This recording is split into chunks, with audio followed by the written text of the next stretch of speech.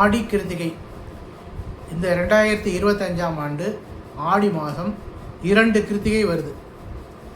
2 கிருத்திகை வரும்போது எது ஆடி கிருத்திகையாக இது பண்ணுறது அப்படின்னு எல்லாருக்கும் ஒரு எல்லாம் கேட்டுருக்காங்க இல்லையா. இது ஒரு கிருத்திகை 20/7/2025 ஞாயிற்றுக்கிழமை அன்றைக்கி வருது. இது அன்னைக்கு இரவு 10:34 வரலே இருக்குது. முதல் நாள் இரவு 12-11க்கு அப்புறம் இது வருது. இரவு முழுதும் அந்த கிருத்திகை இல்லவே இல்லை. அதனால் இது சாதாரண கிருத்திகை. மாதம் நம்ம கிருத்திகை முருகருக்கெல்லாம் பூஜை பண்ணுறோமே, இதனால் சாதாரண கிருத்திகை எப்போதும் போல் முருகப்பெருமானுக்கு நம்ம பிரார்த்தனை பண்ணுறதெல்லாம் பண்ணலாம். அடுத்தது ஆடி மாதம் 31/16/8/2025 சனிக்கிழமை அன்னைக்கு வர கிருத்திகை தான் ஆடி கிருத்திகை.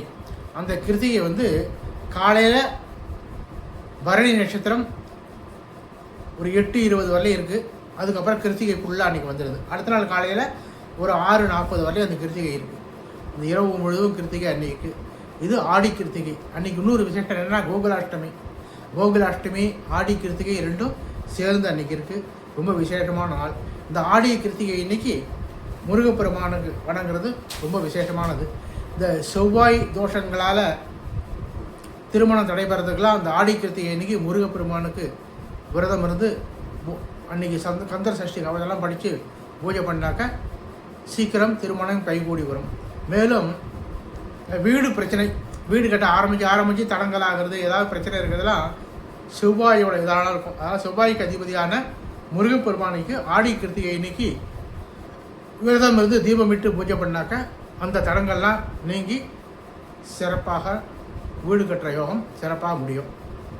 அதுமாரி இது செவ்வாய் தசைகள் அதேமாரிலாம் வரும்போது சில பேருக்கு செவ்வாய் ஜாதகத்தில் நல்லா இல்லாமல் செவ்வாய் தசை இருக்குன்னா அவங்க இன்றைக்கி அந்த ஆடி கிருத்திகை இன்றைக்கி இது பண்ணாக்க ரொம்ப விசேஷமாக இருக்கும்.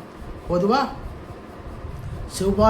செவ்வாயால் ஏற்படுகின்ற அந்த இதுக்கெல்லாம் அந்த செவ்வாய்க்கு அதிபதியான முருகப்பெருமானை செவ்வாய்க்கிழமை அல்லது இந்த ஆடி கிருத்திகையில் இது பண்ணுறது ரொம்ப ரொம்ப விசேஷமானது. ஆடி கிருத்திகையில் முருகப்பெருமானை பூஜித்தாக்க இந்த செவ்வாயால் உண்டு ஏற்படுகின்ற தோஷங்கள்லாம் நிவர்த்தி ஆகிடும். அந்த செவ்வாய் தோஷ தடையெல்லாம் நீங்கி திருமண காரியம் கைகூடி வரும். அதேமாரி வீடு கட்டுறதுக்கு பிரச்சனை இருக்கிறவங்களாம் அந்த இன்னல்கள்லாம் நீங்கி சீக்கிரமே வீடு கட்டுறதுக்கு அனுகூலம் கிடைக்கும்.